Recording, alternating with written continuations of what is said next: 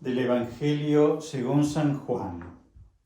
Muchos de los judíos que habían venido a casa de María, viendo lo que había hecho, creyeron en él. Pero algunos de ellos fueron a los fariseos y les contaron lo que había hecho Jesús. Entonces los sumos sacerdotes y los fariseos convocaron consejo y se preguntaban: ¿qué hacemos? Es cierto que este hombre realiza muchos signos. Si lo dejamos que siga así, todos creerán en él y vendrán los romanos y destruirán nuestro lugar. Pero uno de ellos, Caifás, que era sumo sacerdote aquel año, les dijo: ustedes no saben nada, no caen en cuenta que conviene que muera uno solo por el pueblo, y así no perezca toda la nación. Esto no lo dijo por su propia cuenta, sino que como era sumo sacerdote aquel año, profetizó que Jesús iba a morir por la nación, y no solo por la nación, sino también para reunir en uno a los hijos de Dios que estaban dispersos. Desde ese día se pusieron de acuerdo para matarlo, pero por eso Jesús no andaba ya en público entre los judíos, sino que se retiró a la región cercana a la estepa, a un pueblo llamado Efraín, donde se estableció con sus discípulos. Palabra del Señor. Gloria a ti, Señor Jesús.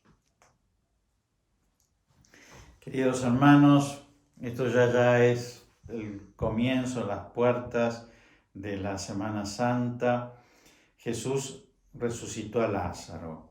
Eso fue un gran milagro, pasó a 3 kilómetros de Jerusalén, en Betania. Jesús estaba ahí con sus discípulos.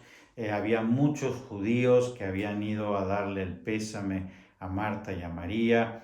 Lázaro hacía 4 días que había muerto, ya estaba enterrado, ya olía, es decir, la muerte lo había vencido aparentemente de una manera definitiva. Y Jesús realiza delante de todos ellos ese milagro de la resurrección de Lázaro. Entonces algunos, nos dice el Evangelio que acabamos de escuchar, creyeron en él, y otros fueron a contarle esto a los sumos sacerdotes y a los fariseos, ¿no? Es decir, estaba por llegar la fiesta de la Pascua, que era el momento en que todo el mundo se encontraba en Jerusalén, porque era la fiesta principal en la ciudad principal. A 3 kilómetros, es decir, a 30 cuadras, Jesús había resucitado un muerto, conocido por muchos, que estaba ahora vivito y coleando, ¿no? Entonces deciden matarlo a Jesús y deciden matarlo a Lázaro, también porque evidentemente de esa manera podían confundir un poquito las cosas.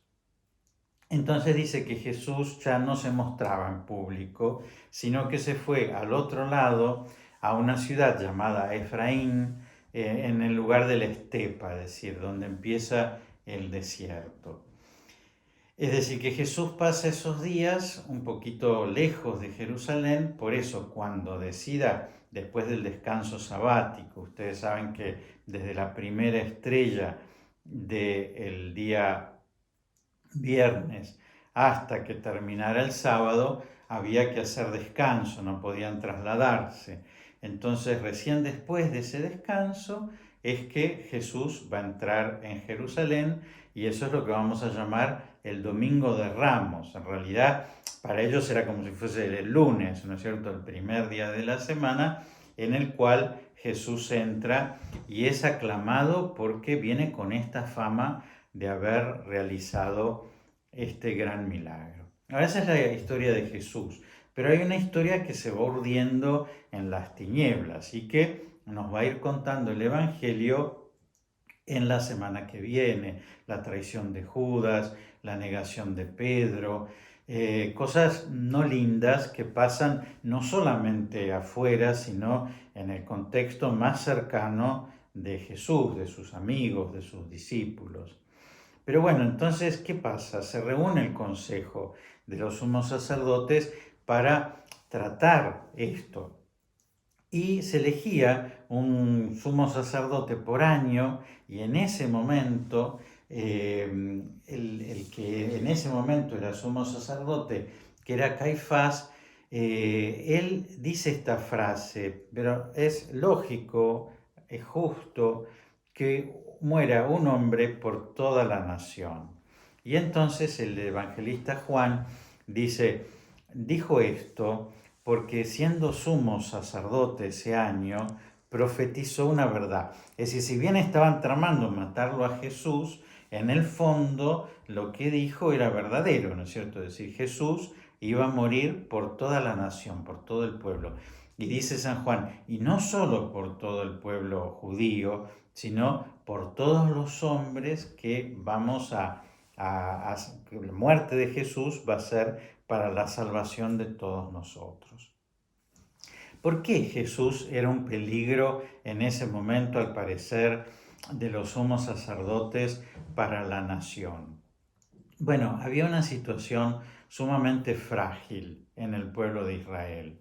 Los romanos eran pueblos eminentemente prácticos, y entonces ellos, cada vez que conquistaban una región, no le importaba tanto conquistarla de una manera por la educación ni por la cultura, a pesar de que de hecho lo hacían, sino que lo que le importaba era que pagaran impuestos, ¿no es cierto? Y que no fueran un riesgo para el Imperio Romano.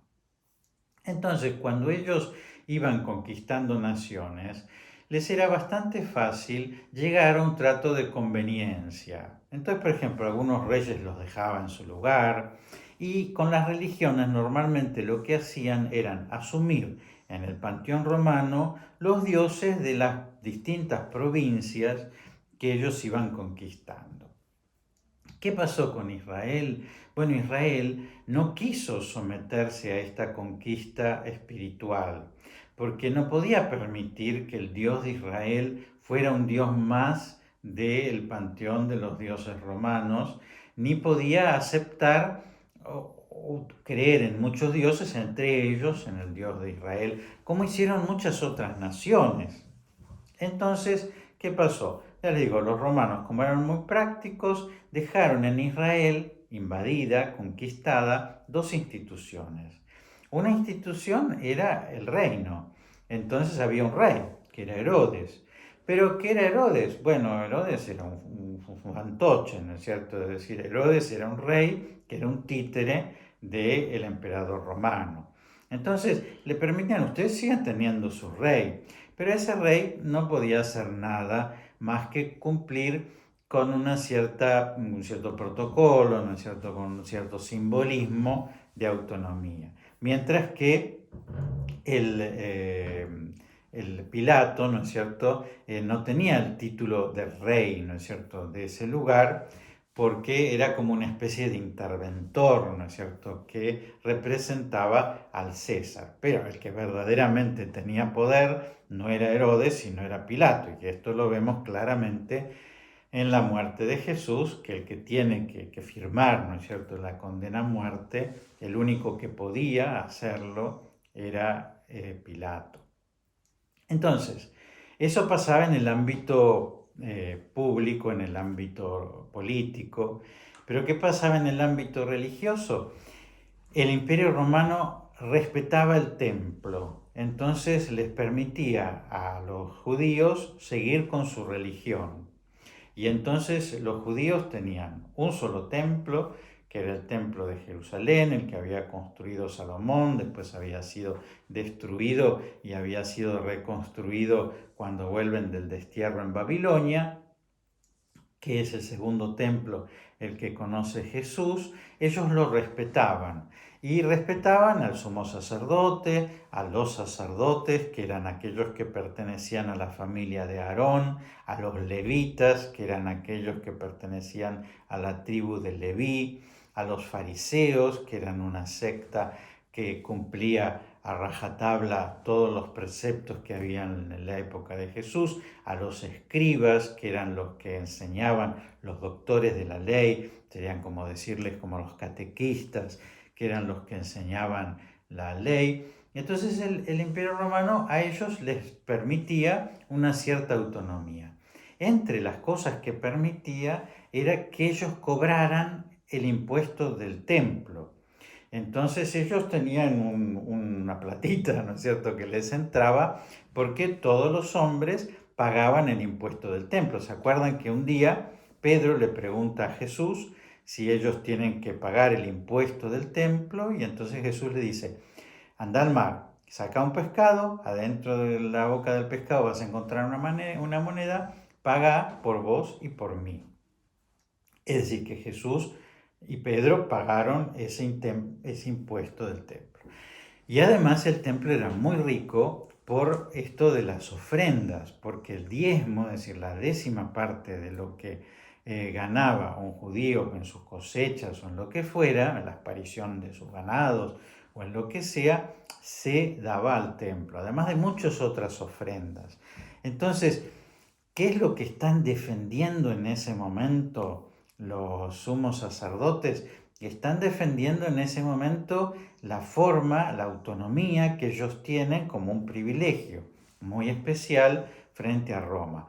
¿Qué pasa? Este hombre que se llama Hijo de Dios y que es el dueño del templo, porque viene y echa a los mercaderes del templo, y que es reconocido como Hosana, el hijo de David, ¿no es cierto? Es decir, viene como un rey, ¿no es cierto? Es decir, de la familia de David, que Herodes no era de la familia de David y entonces en realidad estaba ocupando el trono, pero no era la familia legítima que tenía que ocupar el trono de Israel, que era la familia de David, a quien Dios le había prometido que ese trono iba a permanecer para siempre. Entonces este hombre tiene demasiado poder, a los romanos les va a molestar, los romanos van a venir y nos van a quitar estos privilegios que nosotros tenemos. Entonces es justo que este hombre muera, aunque haya hecho muchas cosas maravillosas, que lo reconocen, ¿no es cierto? Este hombre ha hecho muchos signos, pero es justo que muera porque si no va a morir toda la nación. Bueno, fue un mal negocio porque es decir, lo mataron a Jesús, pero aún así el Imperio Romano destruyó la nación de Israel, ¿no es cierto? Y en el año 70, es decir, si Jesús muere en el año 33, poquitos años después, ¿no es cierto? 37 años después, el emperador Tito entra en la ciudad de Jerusalén, destruye el templo, del cual no queda piedra sobre piedra, ¿no es cierto? Hoy el muro de los lamentos, donde el pueblo de Israel se lamenta por no tener un templo, es lo único que queda de ese antiguo terraplén que sostenía ese magnífico templo que conoció Jesús y que ya les digo fue destruido en el año 70. Y por eso, bueno, también esa nación fue destruida y fue desperdigada. Pero en este momento que acabamos de escuchar en el Evangelio es que los sumos sacerdotes deciden matarlo a Jesús para la salvación del pueblo. Bueno, nada, esas cosas vieron que algunas veces uno lo que llaman maquiavelismo, ¿no es cierto?, ¿no? Que es usando medios malos querer hacer un bien. Bueno, ellos fueron maquiavélicos, ¿no? Es decir, quisieron matarlo a Jesús para salvar la nación, y así le fue. La nación aún así fue destruida y Jesús, que era el que podría haberla salvado, murió en la cruz por nosotros. Así que bueno, les doy la bendición del Señor, que Dios los bendiga y los proteja en el nombre del Padre y del Hijo y del Espíritu Santo. Amén.